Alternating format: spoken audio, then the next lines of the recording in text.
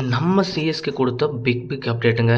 இந்த ஒரு அப்டேட்டுக்காக தான் நம்ம எவ்வளோ நாள் காத்துட்ருந்தோம். ஸோ எப்படா இந்த அப்டேட்டை கொடுக்க போகிறாங்க? சிஎஸ்கே அணியில் அதிரடியான மாற்றங்கள் நடக்கப் போகுது. முக்கிய வீரர்கள் எல்லாம் உள்ளே வரப்போகிறாங்க. ஸோ தலைகீழாக பிளேயிங் லெவலில் மாறப்போகுது. ஸோ போன போட்டியில் சிஎஸ்கேயின் தோல்விக்கு காரணம் என்ன அப்படின்றது நம்ம எல்லாருக்கும் கிளியராக தெரிஞ்சிருக்கும். ஒரு சில இடத்துல அந்த மிஸ்டேக் இருக்குது. அந்த பேட்டிங் ஆர்டரை எந்த இடத்துல ஆட வைக்கலாம், யாரை எந்த இடத்துல அனுப்பலாம் அப்படின்றதுல ஏற்பட்ட அந்த குழப்பத்தினால தான் எஸ்ஆர்ஹெச்சுக்கு எதிரான போட்டியில் சிஎஸ்கே அணியின் தோல்வி சந்தித்ததற்கு ஒரு முக்கியமான காரணமாக அமைஞ்சது. ஸோ சிஎஸ்கே அணி யாரை எந்த இடத்துல அந்த சுச்சுவேஷன் தகுந்த மாதிரி தான் ஆட வைக்கணும்னு நினச்சிக்கிட்டு ஒவ்வொரு வீரரை அப்படியே பின்னாடி எடுத்துகிட்டு போய் ப்ரெஷருக்கு போட்டுறாங்க. ஸோ அவங்களுடைய பொசிஷனில் அவங்கள ஆட வச்சாங்க அப்படின்னா கண்டிப்பாக சிஎஸ்கே அணிக்கு அந்த பிளேயர்ஸுக்கும் ஒரு நல்ல பொசிஷனாக இருக்கும். அந்த ஒரு விஷயத்த மறந்துட்டாங்க அப்படின்னு கூட சொல்லலாம். போன மேட்ச்சில் பார்த்தீங்கன்னா ஆயுஷ் மத்தே இன்ஜுரின்னு போயிட்டார். ஸோ சிஎஸ்கே அணியில் அடுத்த 3 வாரங்களுக்கு அவர் ப்ளே பண்ணுறது ரொம்ப ரொம்ப ரொம்ப கஷ்டம் அப்படின்னு சொல்லிட்டு மெடிக்கல் தரப்புலேருந்து ஒரு அதிர்ச்சியான தகவல் வெளியே இருக்குது. இது ரசிகர்களுக்கு ஏற்படக்கூடிய இது மிகப்பெரிய ஒரு வருத்தம் அப்படின்னு கூட சொல்லலாம். ஏன் அப்படின்னா இந்த சீசனில் ஒரு பெஸ்ட்டான ஸ்ட்ரைக் ரேட் இருக்கிற ஒரே இளம் வீரர் ஆயுஷ் மத்தே தாங்க.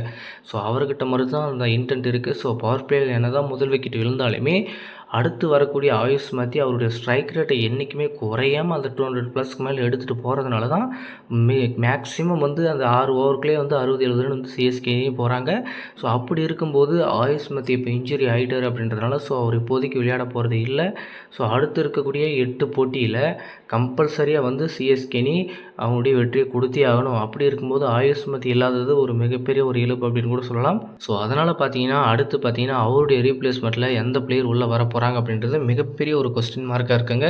அந்த கொஸ்டின் மார்க்கில் இப்போ அங்கே ஃபில் பண்ணக்கூடிய ஒரே ஒரு தரமான பிளேயர் யாருன்னு பார்த்தீங்கன்னா ஊர்வில் பட்டேல். ஸோ ஊர்வில் பட்டேல் கண்டிப்பாக அந்த பொசிஷனில் பர்ஃபெக்டாக இருப்பார். ஆயுஷ் மத்தே விட்டு போன அந்த இடத்த கண்டிப்பாக ஊர்வில் பட்டேல் ஃபுல்ஃபில் பண்ணுவார் அப்படின்ற நம்பிக்கை அவர் மேலே நிறைய எழுந்திருக்கு அப்படின்னு கூட சொல்லலாம்.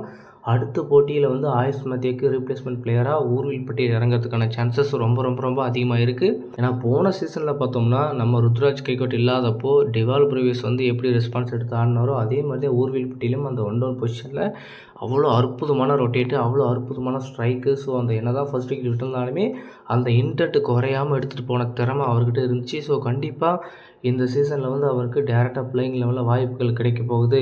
ஸோ ஊர்வில் பட்டேலுடைய பேட்டிங் ஸ்டைலை நம்ம பார்க்க போகிறோம் அப்படின்னு நம்ம எதிர்பார்த்துட்டு இருந்தோம். ஏன்னா 2024 சீசனில் ஃபாஸ்டஸ்ட் 100 டொமஸ்டிக் வச்சுருக்காரு 28 பாலுக்கு. ஸோ 2025க்கே 31 பாலுக்கு ஃபாஸ்டஸ்ட் 100 அந்த ரெக்கார்டு வச்சுருக்காரு. ஸோ இவர் அடுத்தடுத்தபடியான ரெக்கார்டு இவர்கிட்ட இருக்குது அப்படின் போது ஏன் இவரை பிளேயிங் லெவலில் சேர்த்தல அப்படின்னு சொல்லிட்டு ரசிகர்கள் ஒரு பக்கம் பயங்கரமாக கேள்வி கேட்டுட்டு இருந்தாங்க. அந்த கேள்விக்கெல்லாம் முற்றுப்புள்ளி வைக்கிற விதமாக தான் இந்த ஒரு அப்டேட் கொண்டு வந்திருக்காங்க. கண்டிப்பாக இந்த அப்டேட் சிஎஸ்கே அணிக்கு ரொம்ப ரொம்ப முக்கியமான அப்டேட்டாக இருக்க போகுது. மேபி ஆயுஷ் மத்தே இப்படி ஆடி இருக்கு அப்படின்னா அவனை விட ஒரு பெஸ்ட்டான இன்னிங்ஸ் இவர் கொடுப்பாருன்ற நம்பிக்கை இருக்குது. அப்படி மேபி அவர் அந்த பெஸ்ட்டான இன்னிங்ஸை கொடுத்தாரு அப்படின்னா ஆயுஷ் மத்தே இல்லாத குறையை இவர் ஃபில் பண்ணிட்டார் அப்படின்னா அந்த ஒரு பிரச்சனை யாருக்குமே கிடையாது. அவன் எப்போ வேணால் வரட்டும், ஊர்வில் பட்டேல் அந்த இடத்துல ஆட்டும் அப்படின்ற மைண்ட் செட்டில் தான் இருப்பாங்க. என்னை பொறுத்த வரைக்கும் சிஎஸ்கே கண்டிப்பாக ஊர்வில் பட்டேலை பிளேயிங் லெவலில் எடுத்துகிட்டு வந்தாங்க அப்படின்னா ஒரு பெஸ்ட்டான சாய்ஸ், பெஸ்ட்டான ஆப்ஷனாக இருக்கும் அப்படின்றது என்னுடைய கருத்தாக இருக்குது. ஸோ என்ன பிளான் வச்சுருக்காங்க அவங்க ஊர்வில் பட்டேல் உள்ளே எடுத்துகிட்டு வந்தாங்கன்னா அந்த 1 டவுன் பொசிஷனில் கிளியராக இருக்கும். அதுக்கப்புறம் சர்ப்ரைஸ் கான், டிவால் பிரவேஸ், அப்படியே சிவம் துபே அப்படியே போயிட்டுருக்கும். ஒரு நல்ல ஆப்ஷனாக இருக்குது. ஆனால் என்னை பொறுத்த வரைக்கும் சர்ப்ரைஸ் கான் இன்டென்ட் ரொம்ப ரொம்ப குறைஞ்சிட்டு வந்துட்டுருக்கு. ஸோ பவர் பிளேயர் அந்த இன்டென்ட் அந்த மிடில் ஆர்டரில் இல்லைங்க. அந்த பர்ஃபார்மன்ஸை கண்டினியூ பண்ண மாட்டேன்றாரு. ஸோ அந்த இடத்துல ரொம்ப ப்ரெஷராக ப்ளே பண்ணிகிட்ருக்காரு. ஸோ அந்த ப்ரெஷரில் ஆடினாருன்னா கண்டிப்பாக அவரால் ஸ்கோர் பண்ணவே முடியாது. அதுலேருந்து எப்படி வெளியே வராரு, அதுலேருந்து எப்படி வெளியே அடுத்து ரொட்டேட் பண்ண போகிறாருன்றது தான் ரொம்ப முக்கியம். ஸோ அந்த ஒரு விஷயம் அவர்கிட்ட ரொம்ப மைனஸாக இருக்குது. ஏன்னா 2-3 மேட்சை நம்ம பார்த்துட்ருக்கோம். அந்த மிடில் ஆர்டரில் எந்தளவுக்கு சொதப்பிட்டுருக்காரு. ஸோ ரன் அடிக்கவே ரொம்ப கஷ்டப்பட்டுருக்காரு, ஸ்ட்ரகிள் பண்ணிகிட்ருக்காரு. ஸோ அதனால் முடிச்ச அளவுக்கு அவரை கூட அந்த இம்பேக்டை யூஸ் பண்ணி கடைசி ஒரு 2-3 ஓவர் கூட ஆட வைக்கலாம். அந்த ஆப்ஷன் கூட ஒரு பெஸ்ட்டான ஆப்ஷனாக இருக்கும். ஸோ அந்த ஒரு விஷயத்தை சிஎஸ்கே பண்ணாங்கன்னா கண்டிப்பாக ஒரு நல்ல ஆப்ஷனாக இருக்குங்க. ஸோ அடுத்த போட்டிக்கு சிஎஸ்கே அணியில் முக்கியமான மாற்றங்கள் இருக்க போகுது. சில வீரர்கள்லாம் உள்ளே வர போகிறாங்க. ஊர்வில் பட்டேல் கண்டிப்பாக ஒரு நல்ல ரீப்ளேஸ்மெண்ட் பிளேயராக இருப்பார். கண்டிப்பாக அவரை உள்ளே எடுத்துகிட்டு வந்தாங்கன்னா சிஎஸ்கேவுடைய பலம் இன்னும் அதிகமாக போகுது. அந்த 1 டவுன் பொசிஷனில் செம்மையாக இருக்க போகுது. ஓப்பனிங்கை பொறுத்த வரைக்கும் சஞ்சுவும் ருத்ருவும் இன்னும் கம்பேக் பண்ணாங்கன்னா கண்டிப்பாக நல்லாயிருக்கும். சஞ்சு போன மேட்ச்சு அவர் பொறுப்பான ஆட்டத்தை ஆடி இருந்தாருன்னா கண்டிப்பாக சிஎஸ்கேனி அடுத்த கட்டத்துக்கு போயிருப்பாங்க.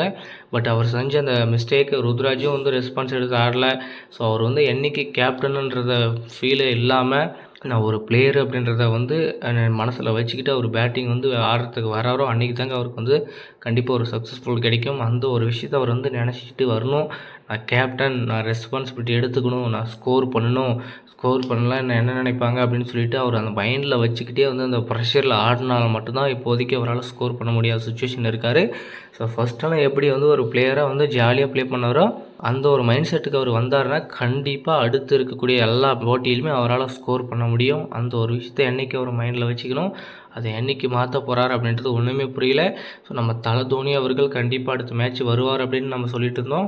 மும்பைக்கு போயிருக்காரு, ட்ராவல் பண்ணியிருக்காரு. பட் இப்போதைக்கு அவர்கிட்டேருந்து எந்த ஒரு அஃபிஷியல் அப்டேட்டுமே வந்து கொடுக்கல. பட் ஆனால் மும்பைக்கு எதிரான போட்டியில் அவர் வந்து ப்ளே பண்ணுவார் அப்படின்னு சொல்லிட்டு அஃபிஷியலாக நியூஸ்லலாம் சொல்லியிருக்காங்க. பட் இருந்தாலுமே தோனி தரப்புலேருந்து என்ன நினச்சிட்ருக்காரு, சிஎஸ்கே மேனேஜ்மெண்ட் என்ன பண்ணுறாங்க, ஸோ அந்த ஃபினிஷிங் ரோலில் வந்து யாருமே சரியில்லைன்றது தான் முக்கியமான காரணம். தல தோனி அவர்களுடைய இடத்த இன்றைக்கி வரைக்குமே சிஎஸ்கேனில் யாராலுமே ஃபில் பண்ண முடியல. அந்த 18 பாலுக்கு 30, 40 ரன் அடிக்க முடியல அப்படிங்கும்போது தோனி எத்தனை வருஷமாக அந்த மாதிரி ஒரு நாக்கு ஆடி இருப்பார் அப்படின்றது இப்போ எல்லாருக்கும் புரியும். ஸோ தோனி அவர்கள் ஒரு வரலாற்று சாம்ராஜ்யத்தை உருவாக்கியிருக்காரு. ஸோ அந்த சுச்சுவேஷன் எப்படி ஹேண்டில் பண்ணணுன்ற ஒரே ஒரு விஷயம் அது அவர்கிட்ட மட்டும் தான் இருக்குன்றது அவர் கிளியராக நமக்கு எல்லாருக்குமே எத்தனை வருஷத்தில் காட்டியிருக்காரு அப்படின்றது அந்த சுச்சுவேஷன் நம்ம பார்க்கும்போது தான் நமக்கு புரியுது. ஸோ எந்த அளவுக்கு வந்து அவர் ஆடி இருப்பார், எந்த அளவுக்கு ப்ரெஷர் அவர் வந்து ஃபீல் பண்ணியிருப்பார், எந்த அளவுக்கு அந்த ப்ரெஷரே தெரியாமல் அந்த கூல் அண்ட் காமாக அந்த கேமை எடுத்துகிட்டு போய் முடிச்சிருப்பார் அப்படின்றது நமக்கு எல்லாருக்கும் புரிஞ்சிருக்கு. ப்ரெஷர் வந்து அவருக்கு இல்லைங்க, அவர் அடிக்கிறத பார்க்காத உட்காந்துட்ருக்க ரசிகர்களுக்கு தான் அவர் ப்ரெஷர் கொடுத்துருக்காரு. கடைசி பால் வரைக்கும் மேட்ச்சை விடக்கூடாது, கடைசி பால் ஆனாலும் சரி மேட்ச்சை ஜெயிக்கணுன்ட்டு அந்த இடத்துல வரைக்கும் எடுத்துகிட்டு போய் மேட்ச்சை முடிக்கிற ஒரு திறமை அவர்கிட்ட மட்டும்தான் இருக்குது. அந்த ஒரு விஷயத்தை என்றைக்குமே பண்ணிகிட்டு இருப்பார் தல தோனி அவர்கள். கண்டிப்பாக நான் ஆயுஷ் மத்தியக்கு ஒரு பெஸ்ட்டான ரிப்ளேஸ்மெண்ட்டாக ஊர்வில் பட்டேல் இருப்பார். அது எந்த மாற்றமும் கிடையாது. ஸோ ஊர்வில் பட்டேல் இப்போ வந்து பயங்கரமாக ப்ராக்டிஸ் பண்ணிகிட்ருக்காரு. கண்டிப்பாக அவர்கிட்டேருந்து பர்ஃபார்மன்ஸை பார்க்கணுன்ற ஒரு மைண்ட் செட் இருக்குங்க. ஸோ அவர் வந்து போன சீசனே செம்மையாக ஆடினார். எப்படா அவன் வந்து உள்ளே வரப்போகிறான், சிக்ஸரை வந்து தெறிக்க விட போகிறான் அப்படின்னு நம்ம அவரோட காத்துட்ருக்கோம். என்ன பண்ண போகிறாங்க, என்ன மாதிரியான பிளானோட வர போகிறாங்க, ஊர்வில் பட்டேல் எப்படி ஆட போகிறாரு, எப்படி அப்ரோச் பண்ண போகிறாரு. ஸோ ப்ராக்டிஸில் அப்படி ஆடிட்டு வந்து ஒரு சக்ஸஸ்ஃபுல்லான ஒரு அங்கே பண்ணிவிட்டு இங்கே வந்து ஃபெயிலியர் ஆகும்போது ரொம்ப ரொம்ப கஷ்டமாக இருக்கும். அதெல்லாம் மறந்துட்டு கண்டிப்பாக நல்லா குட் நாக்காக இருக்கணும். பவுலிங் நினைப்பும் ஒரு சில மாற்றங்கள் இருக்க போகுது. கண்டிப்பாக முக்கியமான ஹிட்டர்லாம் உள்ளே வர போகிறாங்க. ஸோ டோட்டலி டிஃப்ரெண்ட்டாக சேஞ்ச் பண்ணணும். ஸோ அந்த தொடர்ச்சி 2 வெற்றி, அந்த 3வது வெற்றியுமே பதிவு பண்ணியிருக்கலாம் சிஎஸ்கே அணி. அந்த சின்ன மிஸ்டேக்னால தவறு விட்டுட்டாங்க. சிவம் துபே கண்டிப்பாக வந்து கையும் வரல, காலம் வரலங்க. அவர் என்ன பண்ணுறாருன்னு அவருக்கே தெரில. இந்தியன் டீமில் நல்லா ஆடுறாரு, இங்கே வந்தால் இப்படி ஆடிட்டுருக்காரு. ஒன்றுமே புரியலைங்க. என்ன தான் பண்ண போகிறான்னு தெரில. கலீல் அகமது வேறு ரூல் அவுட் ஆகிட்டார். அவருக்கு ரீப்ளேஸ்மெண்ட்டாக எந்த பிளேயரை கொண்டு வர போகிறாங்க அப்படின்றது தெரில. அது வர போயிட்டுருக்கு. ஸ்பென்சர் ஜான்சன் வேறு உள்ள வர போகிறாரு. 23ஆம் தேதி போட்டியில் அவைலபிள்னு சொல்லியிருக்காங்க. ஸோ அவர் வந்தார்னா யாரை தூக்க போகிறாங்க அப்படின்னு தெரில. என்னை பொறுத்த வரைக்கும் அகில் ஹுசைனையே சேர்த்து எடுத்துகிட்டு போயிருக்கலாம் பிளேயிங் லெவலில். ஸோ அந்த இவர் எடுத்துகிட்டு வந்து தான் மிகப்பெரிய தவறுன்னு கூட சொல்லலாம். மேத்யூ ஷாட் அவருடைய பர்ஃபார்மன்ஸ் ஒஸ்ட்டுங்க. அகில் ஹுசைன் எடுத்துகிட்டு வந்து ஒரு பேட்டிங்கை வந்து எக்ஸ்ட்ரா ஆட் பண்ணியிருந்தாங்கன்னா சிஎஸ்கேவுடைய பெஸ்ட்டான ஆப்ஷன் வந்திருக்கும். ஸோ ஓகே, ஒன்றும் பிரச்சனை இல்லை. ஸோ ஆயுஷ் மத்தியோடைய ரிப்ளேஸ்மெண்ட் ஊர்வில் பட்டேல் பிளேயிங் லெவலில் வரது பற்றி உங்களோட கருத்துக்கள் என்ன? அப்படி வந்தார்னா கண்டிப்பாக அதே இன்ட்ரெஸ்ட்டோட அவரும் ப்ளே பண்ண போகிறாரு. ஸோ ஆயுஷ் மத்தி இல்லாத குறைய வந்து ஊர்வில் பட்டேல் வந்து கம்ப்ளீட்லி ஃபுல்ஃபில் பண்ண போகிறாரு.